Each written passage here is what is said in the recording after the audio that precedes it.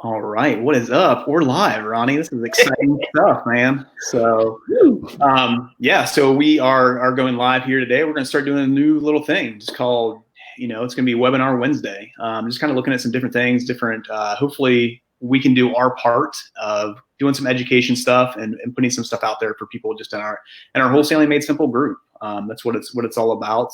We've been through the process. We've made some mistakes. We've fixed some things. We've done some different things and stuff like that. So hopefully we can just put out some things that what we can do to help everybody else out here in the group as well. So this is kind of cool. Forgive me if we mess up or do anything with this because we've never done StreamYard before or done anything on here. So we might mess it up. We might make some mistakes just on here. Okay. So we apologize for that. But anyway, so my name is Brian Snyder. Just here with Simple Wholesaling.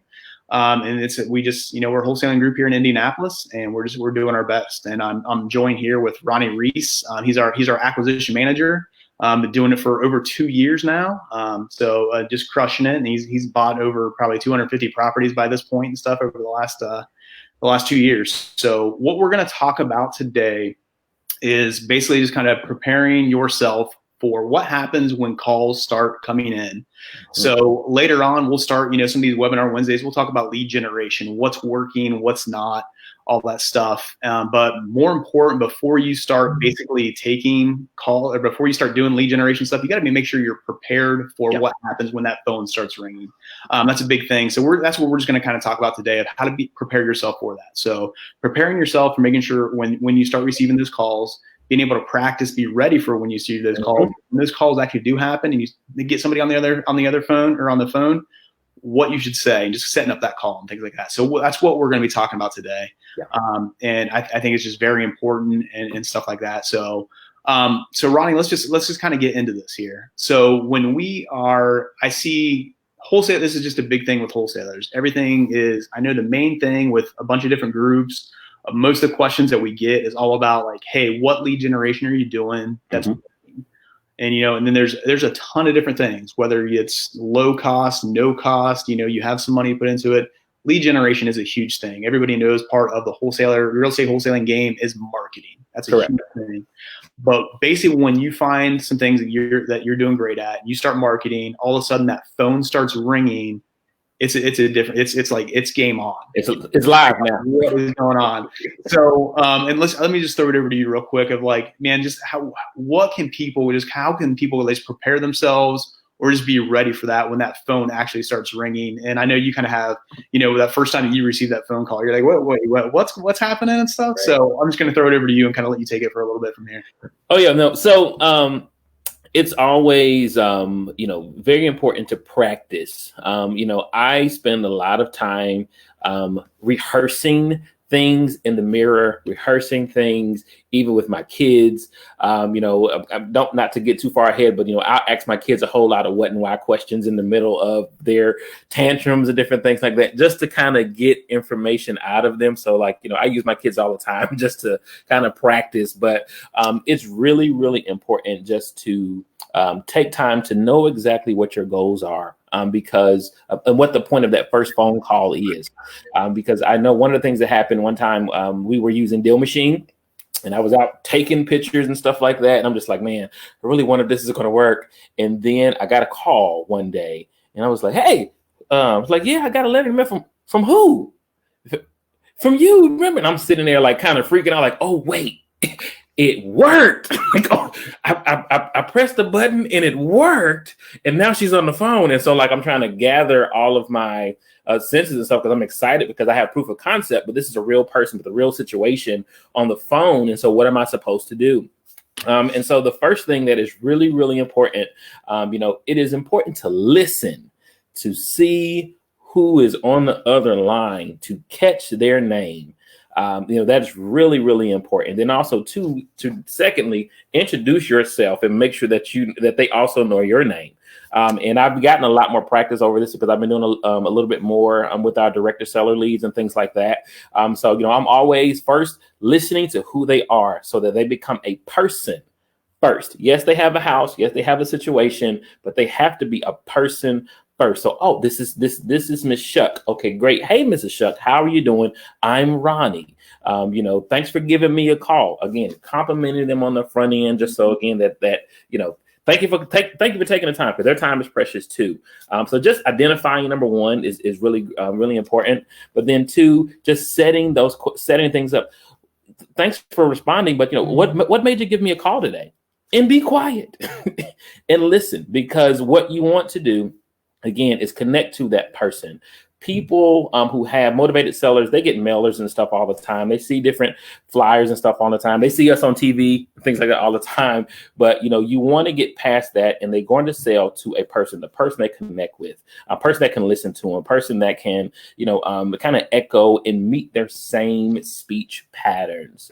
So you kind of have to be listening. But again, identify yourself first, identify who they are first, and then ask that first question. What made you call me today? What's going on? Not that, how you're doing, because that's all elementary, but like dig in to have a question that is opening them up to ask more questions, give out more information about the house, about their situation is what really matters. Awesome, man. I really like what you kind of said there. And I want to kind of step back a little bit and go back to kind of some of the things that you pointed out of, you want to make sure that they know who you are and everything like that, but you want to be friendly. You want to be that person that they want to go to. So let's kind of take a step back and kind of talk a little bit about what's going on with that, of how you can prepare yourself to be just ready for that call and be that person that seems like, oh, okay, this person seems like he knows what he's talking about. He's ready to take this call and stuff like that. So I know one of the things that we do, we use CallRail for all of our, sending all of our calls through and stuff like that. It's a fairly inexpensive tool to be able to use. So any type of marketing that we put out there it has a different number on it. So we know exactly where that lead's coming from, what's going on with that lead. We want to make sure we can track it and things like that. So we use CallRail, but one of the things we're able to do through that, we put a little whisper message on there. So let's say Ronnie sends out a deal through Deal Machine and stuff like that. When that person calls him from that number, at the beginning of that call, it just does a little whisper like Deal Machine. So he knows like, oh, okay, this is a lead. I'm preparing myself as I'm answering this phone. I know where it's coming from. I know the type of lead it's going to be and stuff like that. So whatever source you're kind of using and things like that, like I know a few other ones do that as well, we're able to kind of prepare ourselves with that. Mm-hmm. But I know starting off, you might not have that access to that, not be able to do anything like that. So maybe you're just using a Google number or whatever it may be, and that's completely fine.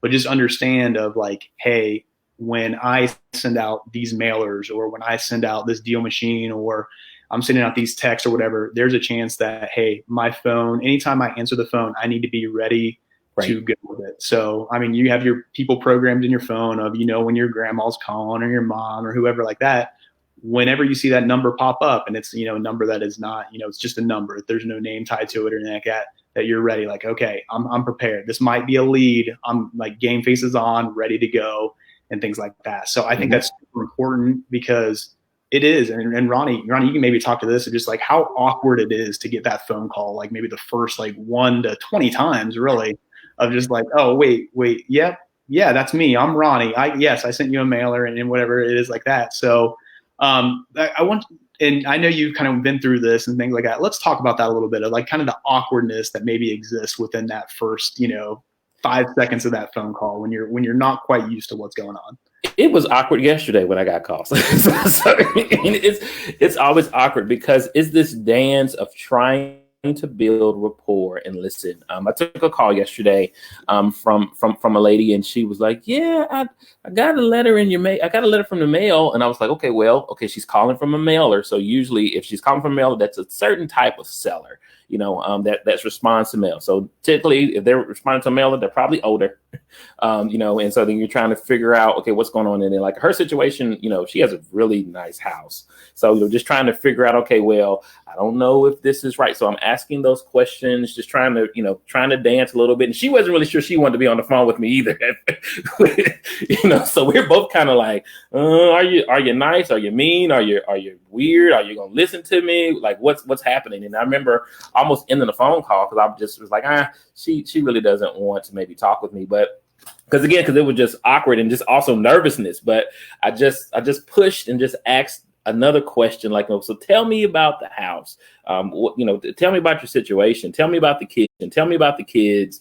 Or why you're looking at movie. So then once I asked that question, she let her guards down after she figured out that I was a nice person, that my tone of voice was not, aggressive, and I wasn't, no offense to type A's, but I wasn't like boom, boom, boom, boom, boom. Give me a house, give me a price, let me get in your house right now. Because I took my time to be concerned and listen to her, and let her know like, look, we can do everything virtually. Because we don't have to go into your house, because she is older. So just being able to speak to the environment and the context of what's going on was also just really, really important, again, because it's all awkward. They're calling about a house. You're trying to figure out, is it a right fit? Just trying to play matchmaker, learn this person, and you're trying to do it within a short window of time, because you only have, first 45 seconds to try to figure out if this is going to really work out or not before the seller starts to make up their mind if they want to continue this conversation or not. So it is very awkward, but you just kind of have to just hone down, slow down, listen, and just try to get that key information to make them a person. This is Miss Shuck. This is Mr. Jim. They know me as Ronnie. And so we can just build that rapport, because, it's more of a, I don't want to call it counseling, but it can kind of turn into that type of relationship where you're kind of counseling and problem solving together. That's what you want to get to, is to figure out where that problem is, but just taking that time to ask those questions to get to that point. Yeah. I mean, that's the truth. That's what you are on the phone. You are a counselor. You are their buddy. You are that problem solver for them. That's a big part of wholesaling. And that comes back to like bartenders make great acquisitions people, because they know how to strike up a conversation, they know how to listen, they know how to do stuff like that. But it's that type of thing. One of the things I want to talk about though is like, you brought up a really good point of, hey, you need to make sure you're friendly, make sure you're nice, and those things are super important. I mean, you got to be that Mr. Friendly, Mr. Nice guy, all the time when you're taking these calls. A lot of time it's hard to do if you're on the phone and you're answering like 50 phone calls a day. It's hard to be on. It's hard to be that guy throughout the entire day. So you got to make sure part of this preparation, what we're talking about, you can be prepared, you can practice, you can be ready for when that happens. But are you ready for the next time it rings, the 50th time that phone call rings in one day? Can you still handle it? That's a big thing. And you got to kind of realize with all this stuff, we know that lead generation is a math problem. Hey, if I want to generate this many leads a day, I need to be able to send out this many mailers. I need to send out this many texts. I need to, cold call this many. You need to do, that's all a math problem. The other part of that math problem is, can I handle, or can my team handle, can my virtual assistant handle, can my call taker handle the amount of calls that they're going to be getting a day? Because that's one of the biggest things with acquisitions, and especially the call takers, of it's a burnout position. It's really easy to get burnout on that, because it takes a special person to kind of take those incoming calls and things like that. So part of being prepared for that is to make sure you can handle, whether it's you yourself or somebody on your team, they can handle what's going to come at them, and they can handle the volume that's coming at them. And that's a big thing with that. So just kind of keep that in mind, and as you're going through this stuff and things like that. It's really easy to say like, hey, I'm going to send out 20,000 mailers in the next 2 weeks. Are you ready for the volume that's coming in? Are you ready to handle those phone calls and all that stuff? So definitely kind of keep that in mind and think. I would say I was just to kind of echo back to that a little bit, dig a little bit deeper in that. One of the things I learned when I was working in social services with at-risk youth at the Youth Opportunity Center is, when you get into a crisis situation, because usually most of the sellers that are, calling you, they're in some type of crisis situation. The first question that you ask yourself is, how am I feeling? Like, okay, I understand the phone is ringing, things are going crazy, but how am I feeling? Me. Am I in a situation where I can best listen, and am I in my optimal thing? Or do you have 6 kids running outside that's like going crazy, stomping at the bathroom door, trying to get in to see what's going on? Or, are you stressed, or do you have a lot going on? Because if you aren't clear-headed or objective, able just to kind of just wipe the slate clean when that person calls, you're gonna be missing information or missing, some connectivity points because you're kind of disconnected to what's going on. So, one of the things that's really, really important and very elementary is to ask yourself how you're doing before you get your day started. How's your team doing? The person that's taking the phone calls for you, how are they doing? Because again, like Brian said, it's going to be a burnout position. And every call that comes in, you can prepare. And, and every time, that you're preparing, you're mostly preparing for ideal situations, ideal motivated sellers. But I'm going to tell you, that is not what's going to happen the majority of the time. Most of the time is take me off your blah, blah, blah, blah, blah, blah list, or how did you get my information? So those people are kind of aggressive, and you have to be able to be ready for all of those things. But again, it comes back to, how am I feeling? Am I okay? Am I good? All right, great. And if I'm not okay, do what you need to do to walk away, cope, whatever it is, in order to get yourself in a position to be able to catch anything that comes on the other line of that phone. Yeah, 100%. And part of that, being prepared for that phone call, which you think is going to be the ideal situation, the avatar phone call that's going to come in, being prepared for that, but also being prepared for every other phone call that you're going to get. Yeah. So let's kind of dig into that a little bit of just kind of how you can practice, how you can be prepared for those phone calls. I 100% recommend writing out a script. Yes. For yourself, even, I like to fly by the seat of my pants. I'm pretty good, just off the cuff and things like that. But being prepared for certain stuff and just coming up with a script of knowing kind of what you're going to say, I think is just super important. And what I say too, there's a lot of really good scripts out there that are available for free or from a course. I mean, we even have the script that we use, all that stuff.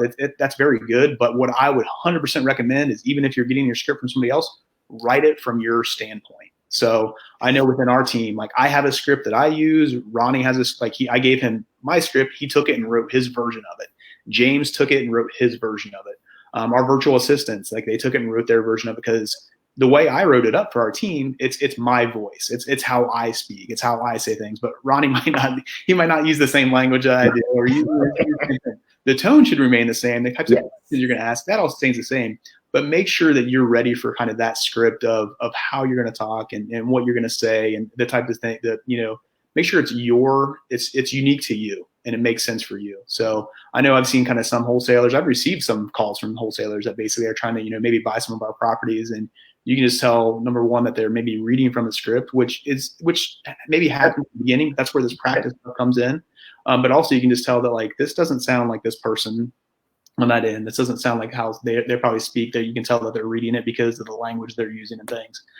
So I think that's just important. Get familiar with it. Write out your script. Make sure you're covering the things that you need to, but make sure it sounds like you and the way that you want to speak. I think is really important, stuff like that. So Ronnie, I'll put you on the spot here. I don't think I prepared you for this or anything, but was there anything that I had in the script that this definitely sounds like Brian, that I would not use in my language or anything like that? Newsflash, all of it. Yeah. All of it is how he talks, but that's great. But again, you kind of, they say this to actors all the time. Actors will see a certain script, but the way in which your flair, your personality, cater it to how you do it. You know what I'm saying? And that's okay. Whether it's the same sentences, my name is John. Some people say my name is John, 5 different ways, and that's fine too. But how do you speak? What's your voice pattern? And what makes sense for you? Make it yours. That's okay. Because when you make it yours, you're more believable. You're more yourself, and it's easier for the end hearer to connect with you because it's not as disjointed and robotic.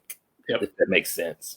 Exactly. And that's the thing of it is with my script, I can read my script just straight off of it because it sounds like me and I'm used to it. And that's fine and stuff like that. So let's kind of go, once you have that script down, once you're used to that, let's talk about maybe some techniques and stuff. What are some ways that maybe we practice that script and get used to it, to when that phone call does come in, that you're just ready for that. And honestly, I think it's just super simple I know I like to practice stuff in front of the mirror. That's how I've given a lot of speeches in my time. I like public speaking and things like that. And I like to practice things from the mirror. But also I sat down with my wife and was just hey, let's bust through some of these phone calls. Can you help me out and stuff like that? Your mom, your brother, your aunts and uncle, whoever it is, just have them call and just say hey, act like you're buying a house. I'm going to just, go through my script with you. And I think it's just really important to practice that type of stuff. I mean, even my wife sits here and listens to me do this stuff every single day. And when I was hey, I didn't want to practice my script. I want to figure this out with you. She asked some really good questions I wasn't necessarily ready for that. And then I wrote a little part in that script of how it covered and things like that. So Ronnie, you got any certain techniques or anything that you do to maybe practice some of your stuff? Yeah, I think there's 3 people that's watching this live right now that are like, I don't practice, or maybe they don't have anyone to practice. But what they do is that they sit down and they like really just regurgitate stuff over in their mind. Mm-hmm. And for me, I'm one of those people. Although I can be extroverted, I really rehearse things in my head. I'm a visionary. I like to see things. And so I'm, right before I go to bed, I'm kind of just playing out different scenarios of this is what I'm saying. And it's okay to rehearse those things, even just inwardly, you know what I'm saying? Just to kind of see what the conversation is going to look like. Imagine yourself on the phone. Imagine some of the different responses that you'll get from sellers. And also imagine what your response will be to that, to kind of curtail that. All of that is rehearsal, because if you can think it in your mind, it'll come out. But just continue to get more comfortable with it, because the more you regurgitate it in your mind and chew over and things like that, it'll be more ingrained in you, because you are thinking about those things, you're saying it over in your mind, and you're just making it your own. And that is okay too, because the more you practice it, you'll be surprised how it just flows out. So that's okay too. Yeah, that's very true. I would say to that too, just, with some of that stuff, make sure that, you can practice and be ready for that and all that stuff. But just, I just go over it every time, and then just keep going over it, I should say, just until you get to that until it's down. So you necessarily don't have to read it, but the types of questions. Maybe just have a little cheat sheet that you can run through. Mm-hmm. is always helpful as well. I will say too, for those of you that are running your company as a business, maybe you're not the person that's taking the calls. Maybe you're not the person that is doing that. Make sure the people that you have taken those calls and that should have that script, make sure they're running through it with you. You should know how they sound, what they say. I know I mentioned before that we run all of our calls like through CallRail. We use that system. I go back and listen to, I just pick out 5 random calls a week, and I'm listening to how is Ronnie sounding on these calls? How is James sounding on these calls? How is Erica sounding on these calls? It's important for me, is that way I can give them feedback, and just make sure that they are sticking to what they need to do. So I don't want somebody just randomly, they're having a bad day. Hey, it's James, what's up? Like that's not how they should be answering the phone. So make sure you're kind of keeping track on that stuff, and make sure you know how they're sounding. Make sure you practice it with them too, and just do it often. Like just kind of like, hey, Ronnie, do you mind? Like, let's run through a practice call with me today. Just I want to hear how you sound and things. It just reiterates to like Ronnie, like, oh yes, this is how I need to sound. This is what I need to be doing. These are the points I need to be hitting. I think that's pretty important. Yeah, it is. And Google Voice has an option for you to be able to record the call, so you can go back and listen to yourself, because it's great to get any type of objective feedback, and it's okay to critique yourself and say, this call could have went a different way because I could have did this or did that, and that's okay. But as long as you have something where you can kind of just go back and study yourself, it's okay. That's a great point. I'm somebody as a COO, I want to know what the employees are doing, how they're handling, and what my team's doing, and stuff like that. But that's a really good point of making sure you go back and listen to yourself. So I know on just like podcasts, webinars, and things that I do, I have to go back and listen to myself, because I want to make sure like, oh, I say the same phrase over and over again. I need to stop saying that phrase. I know as a teacher, like my students called it out like right away. My first 6 months of teaching, like I always said the same phrase like at the end of everything I said. And they called me out. I'm like, oh, okay, yeah. If I would have listened to myself, I maybe would have caught that. So, but then we were talking about the script and things like that too. We could have the avatar for like, hey, here's how this call should run. Here's what should be going on to it. But then also once you start coming into different scenarios, oh, this is like the 10th call I've got with this scenario. I need to make sure I write a script for what I can say for this. Right. Talk to your mentors, talk to the people that have been doing it for a while too. Like, what are they saying when it comes to this? So, for example, right now we have a ton of retail leads coming in, things that like where it's just, where it doesn't make sense for a wholesale deal. But how are we saying that? Making sure we're on the same page. So it's something as simple as, hey, I'm sorry, like we're probably not your best option with this unless you need like a cash offer next week. Like you should really list this. This is a great property. This is probably your best option. Knowing that not every deal is a great wholesale deal. So having things in your repertoire, how to handle that. What happens when people just want to call and they just want an offer? They don't want to talk to you. They don't want anything about you an offer. Making sure that you have something prepared in your script for that and stuff. So I think is really important. Yeah, I agree with that. I mean, I had a guy today. He said, "Hey, I don't want to sell my properties, but I want to send you a picture of my wood pieces."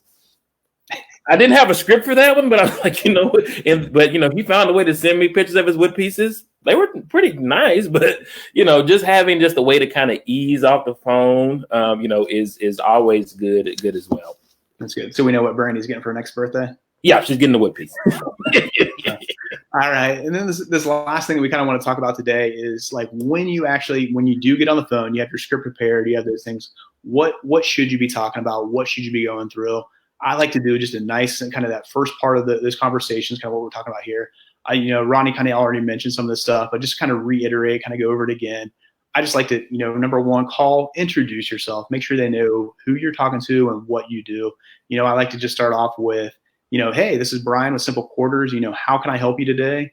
And then they give a little feedback and stuff like that. The next thing I really want to get into is I want to kind of ease the tension a little bit by go ahead and maybe put stuff out there that I think they're going to be talking about, the things that they're going to be thinking. I usually just come up with, when they introduce themselves, say, hey, this is Ronnie or whatever it is. I just basically just come back with, hey, a lot of people that call us are usually asking questions about kind of what we do, how we do it, what kind of, what we'll offer for their property. Do you have those same types of questions? Great. That's really what I want to get into today. And then it's just setting up a time frame with them after that. It's like, hey, all I need is about 4 or 5 minutes of your time. Do you have time to go through that right now? If everything seems okay after that, I am gonna need a little bit more time. But do you have 4 or 5 minutes right now to just kind of see if we're a good fit for each other? Yeah. And that's it. That's important to set the stage. You've got them on the phone. You identified who they are. They know who you are. Now it's time just to set the stage of expectations. Again, this is front end work, but I'm telling you, it's going to come like it is the biggest reward on the back end. When you set the stage, they know what to expect. You've already kind of put them at ease, so they can kind of predict what's going on and follow steps along with you. So I mean that is really key. Like Brian said, just asking that permission. Hey, do we have about 6 or 7 minutes just for us to kind of just talk and grab some details, and then I can go ahead and kind of get out of your way. And then once they give you that permission, now, we've started this rapport, and now we're going to get that deeper information, to get the context of their situation and the property in order to get a better picture of things. Yeah. And I think a big piece of this is setting that, that time frame, letting them know like, hey, I don't like, because their thought is like, man, I don't know how long this is going to take. I just, they're not quite sure. They're feeling a little uneasy. By just letting them know like, hey, this might take like 5 or 6 minutes or whatever your time frame is for you to get through this, your first steps of questioning, just that eases their mind of like, oh, okay, yeah, I can do this in 5 minutes. I can figure this out. And some people might be like, oh, no, I don't have time for that. I just want an offer. Well, you in your script, you have that ready and you can prepare for that and you know what's going to happen next. But just by letting them know, like, hey, do you have just 5 minutes of your time? I have a few questions for you. We don't buy every property. For you, you're looking for other options as well. But let's go ahead and we'll go through this and we'll see if we're a good fit to even go on to the next step, which might take 10 minutes, 15 minutes, whatever. But you can set this up with like, hey, this first part, we're just going to see if we're the right fit for each other. And, it's just going to take about 5 minutes. Do you have that time? Allowing them to answer some questions and, start off by, answering yes a couple times too with some easy stuff. It's going to help you down the road for, when they do come back and say no, when you're negotiating and that type of thing. So, yeah. So, well, Ronnie, I said we wanted to do about 30 minutes on this stuff. That went by really quick. I thought that was pretty easy to do and stuff like that. So, our next few, webinar Wednesdays, we're going to get into a lot more of like, hey, what really happens during these first few conversations of when somebody calls, how that first 5 minutes of the call really works, what's going to happen after that and those types of things. So we're going to kind of spend a couple of weeks on really digging into these phone calls, talking to motivated sellers, what you can do to just build that rapport, make them feel at ease, and really just kind of be that friendly guy that they're going to want to come back to, whether it's that first time on the phone or second time on the phone. They're going to call you back because you're the person that they want to work with, which is super important, and you are that problem solver for them. Mm-hmm. But Ronnie, off of that, do you have anything just kind of in this webinar Wednesday with, and just kind of to finish us off? Keep working hard. Keep making those phone calls. Keep learning. Thanks for joining us on this one. Definitely hope you guys got something out of it, man. But just keep at it. Just keep learning. Keep trying to talk to motivated sellers and keep listening. That is the biggest thing, especially with everything going on outside. And now they're bumblebees that are going out crazy. Apparently, people don't want to talk about everything. So just be prepared to listen. Be prepared to listen. So. Awesome stuff. So we'll see you guys back next week. We'll do the same time and everything like that. It's going to be Ronnie and I again. And basically what we'll get into is just we set up this first phone call, set up what's going to happen, when you're getting prepared, getting ready to practice, getting ready to answer that phone call. what really happens on that phone call, what takes place, what should you say, what are some questions that you can ask, what questions don't work. We've been through that too. So we'll get into that next week. But thank you so much for tuning in, and we will see everybody later on another webinar Wednesday.